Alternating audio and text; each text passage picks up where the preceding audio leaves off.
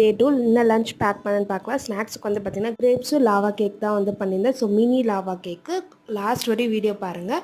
So லஞ்சுக்கு வந்து பார்த்திங்கன்னா சாதம், சாம்பார், எக் வந்து பாயில் பண்ணிக்க. ஸோ இன்னைக்கு லஞ்ச் பாக்ஸ் இதுதான் வந்து பண்ணியிருந்தேன்.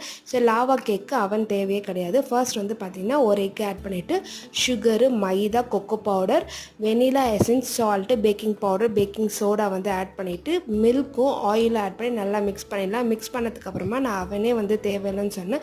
ஸோ அதுக்கு பதிலாக குழிப்பணியார பேனில் தான் வந்து லாவா கேக் வந்து பண்ணியிருந்தேன். ஃபஸ்ட்டு பேனில் வந்து கொஞ்சம் ஆயில் க்ரீஸ் பண்ணுங்கள், இல்லைனா பட்டர் க்ரீஸ் பண்ணுங்கள்.